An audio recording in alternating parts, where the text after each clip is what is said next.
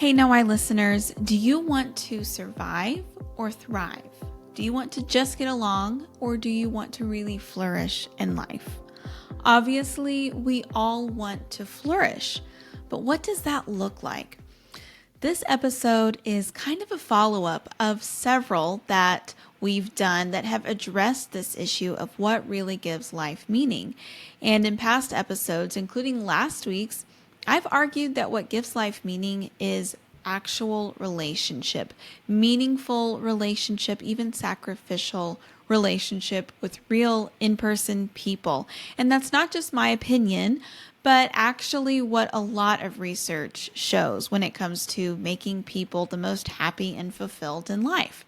So I actually came across another research project this week that delves into that in an even deeper sense. And it adds a lot of information that's really helpful. And I wanted to share it because on the Know Why podcast, my goal is to give you evidence so that you can really know why you believe what you believe or know why I'm arguing what I'm arguing.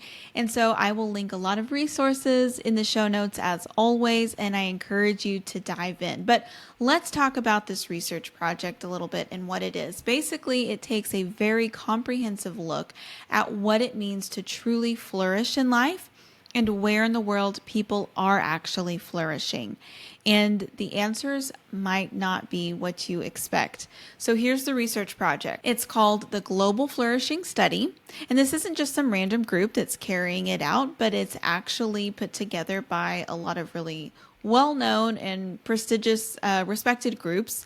So it is in collaboration between Harvard, specifically their Human Flourishing Program, between Baylor University's Institute for Studies of Religion, and it also is done in partnership with Gallup and the Center for Open Science. This is also a very thorough research project. So it involves data collection over a span of 5 years, with over 200,000 participants in 22 nations that are geographically and culturally diverse. And there is over $43 million behind this project. So it's something that I think we'll definitely be paying attention to. And just recently in April, the first year's data was released. So again, this is going to be a comprehensive study over the span of 5 years, but they are releasing data, kind of preliminary data year by year. Okay, so how are they evaluating flourishing? What does that actually look like? Well, they actually look at several different aspects of human life and ask people detailed questions about all of those aspects of their life, including health, happiness, meaning, character, social relationships, and of course, economic prosperity. So, guess which nation had the highest composite and individual human flourishing score on a scale from 0 to 10? It's probably not what you think.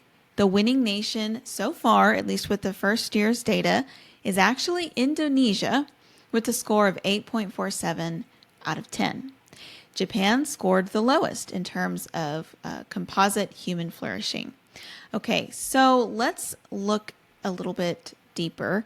This is actually a quote from the leaders of the research project. This was printed in the New York Times back in April when this preliminary data was released.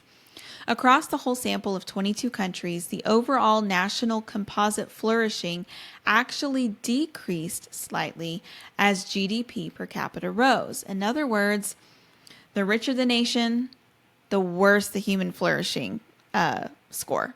So the only high-income countries that ranked in the top half of composite flourishing were Israel and Poland. Most developed countries in the study report less meaning, fewer and less satisfying relationships and communities, and fewer positive emotions than did their poorer counterparts. Most of the countries that reported high overall composite flourishing may not have been rich in economic terms, but they tended to be rich in friendships, marriages, and community involvement, especially in religious communities. Now, I just want to go back to the highest scoring nation and the lowest scoring nation for a minute. They noted that Japan, which is the lowest scoring nation, only 3% of the participants in the survey from Japan, which They're supposed to be nationally represented. So, in other words, not taken from just one demographic in a nation, but an actual representative sample. So, only 3% of survey respondents from Japan attended weekly religious services, but 75% of respondents in Indonesia attended weekly religious services, which seems to go really well with just the overall data of kind of that sort of community being a really high predictor of whether or not somebody ranked as flourishing or not. So I do want to address something called the World Happiness Report. You have probably heard of this. You may even be thinking of it right now, and it has some different findings. Every year, the World Happiness Report comes out, and it is consistent. It is a group of nations, Nordic nations, that always score the highest. It's always Finland, Denmark, Sweden at the top of the happiness list. So why the disparity? I mean, you couldn't get more farther apart really than Sweden and Indonesia in terms of, the kind of nation, just totally different. And yet you have these two different studies ranking them each as among the highest in terms of happiness or flourishing. So what's the difference and why? The researchers behind the Global Flourishing Study take issue with the World Happiness Report because the World Happiness Report evaluates happiness in a really narrow way.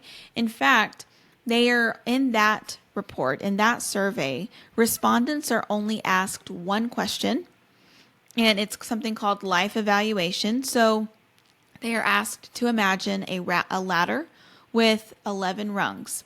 The top rung represents the best life you can imagine. The bottom rung represents the worst life you can imagine. And so you're supposed to put your own life on one of those rungs, and that's how the life evaluation is scored, and that's how happiness is determined. But that fails to really capture the full complex picture of what makes people really satisfied on a deeper level. What, again, the other researchers define as flourishing. So, I think about myself. I could look at my life objectively and say, hey, materially speaking, I'm comfortable. I have enough food to eat. I'm not homeless. I, have what I need to survive materially and even, be comfortable, have a lot of things that compared to the rest of the world, it would make me wealthy on an objective scale. But I feel depressed, or I'm doing really well materially, like I'm comfortable in terms of just living, but I'm still lonely. I have a lot of money, but I don't feel connected. So I'm still I'm not sure what the meaning of life is. So you could easily see somebody kind of saying, okay, well, if I'm going to rank my life from the worst possible that I could imagine to the best possible, I'm doing okay. That doesn't really address how people are feeling on the inside or what their mental state really is, their social status in terms of social relationships and all of that. So I tend to agree with the researchers behind the Global Flourishing Study, and I appreciate their broader range of questions because I feel like it really does cover a more accurate range of really what goes into somebody feeling like they're flourishing in life or not. And so I do want to quote from World Magazine. Obviously, this has been reported in the New York Times. You can go to the actual website of the Global Flourishing Research Project and look at what they have to say for themselves. But just this week, an article on this project came out in World Magazine, which is a Christian magazine. They do a lot of great journalism, and they quote some people who I think have really good insight. One of them is Enoch Ropp. He's from Kenya, and he came to the U.S. to study a few years ago. And in his perspective, people in developing countries get used to hardship. And so that might be why they scored higher in terms of happiness. But when he came to the United States, he noticed a different attitude. He noticed a lot of entitlement, or as he said, I deserve this. And people, he noticed, were getting stressed when they didn't receive what they expected. I think that is pretty relatable probably for anybody who is existing in America or observing things. Just look at the conversations surrounding the American dream and whether or not Gen Z can achieve the American dream. And is it even possible to get the sort of, reach the economic status that our parents and grandparents reached? And it's not that those aren't valid concerns or legitimate complaints, but I think it does go to show that when you have a certain standard of living that's set for you in terms of material gains, at least, you come to expect that. And then you experience a lot more hardship when you don't achieve that relative to somebody else who never expected it, even if, comparatively speaking, you're still doing really well economically. Another person pointed out that in the United States, people are pressured to buy all the time. I mean, I feel like everything is an ad, right? Even when you are scrolling on social media, your little 30-second reels, half of them are paid partnerships, it seems like, or even if they're not technically a paid partnership, they're promoting something or another. You've got billboards, you've got, we're all inundated with all these marketing emails all the time. And the subconscious message there, or really explicit message, but even if we're not really thinking about it, subconsciously, we are just existing in a space that is always telling us we need to buy something. We need to get this meal, we need to order pizza tonight. I get texts from pizza all the time, and I love pizza, so they know their demographic, but it's like, you need to order pizza tonight because it's the big game, or it's the weekend, or it's Wednesday. You need pizza. You need to get these clothes. You need to, whatever the thing is, how it is. So that leads to feelings of discontentment, of covetousness, of constantly thinking that in order to really be happy or achieve the next status or the next level or whatever, you got to buy something. It's, consumerism. So World Magazine's article also quotes from a man in Indonesia, the highest scoring nation on the human flourishing scale. His name is Zanula. He's a farmer and a teacher. And he said that money can never satisfy, but people are always going to want more of it. But he says happiness comes from contributing to society. And then finally, I wanted to highlight some quotes from Tashana Everett, who is a licensed therapist in Dallas, who's quoted in the World Magazine article. And she says that, she sees a lot of skyrocketing levels of anxiety, mental health issues that are really tied into social media and phone addiction. Because, and we've talked about this on the Know Why podcast too, people just weren't meant to receive, that level of dopamine all the time.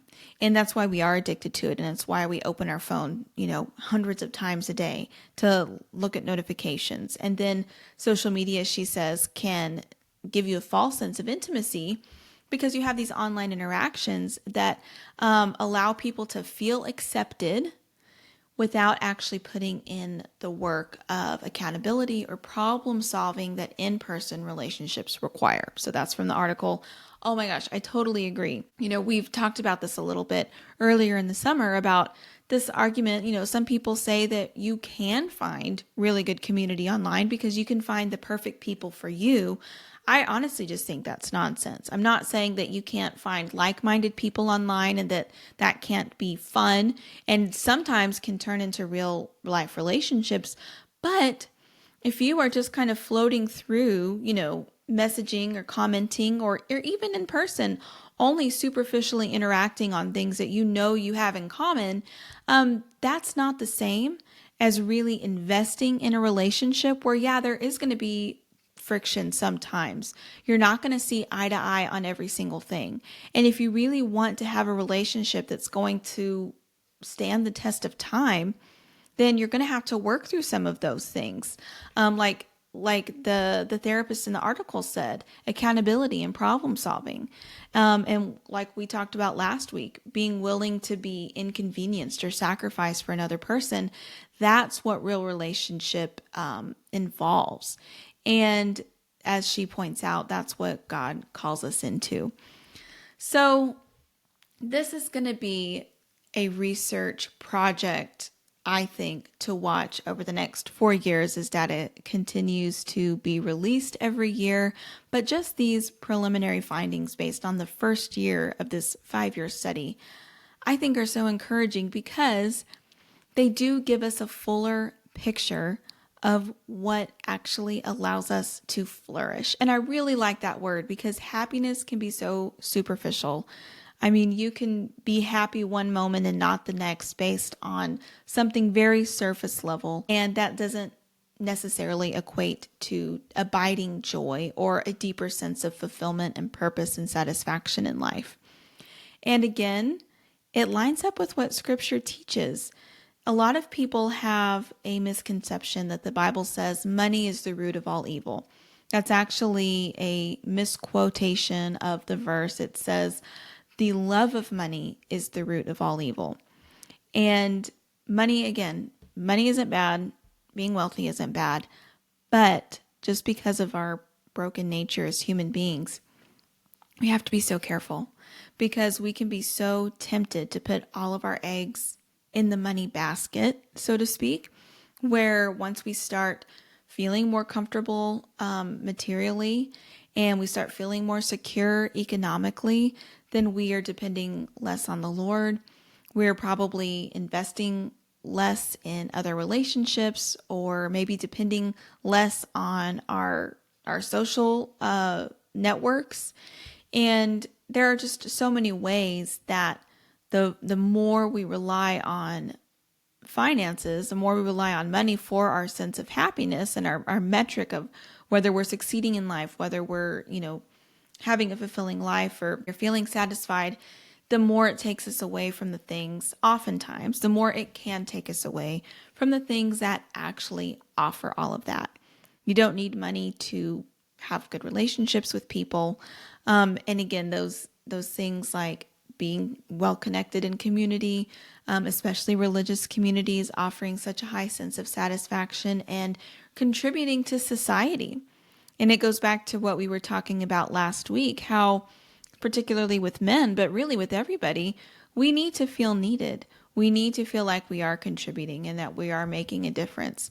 So I love these findings. I could keep talking about them, but really there's not a whole lot more to say other than I think this gives just more credence to so much of what we've said and pointed out and so much other research that we've highlighted on the Know Why podcast.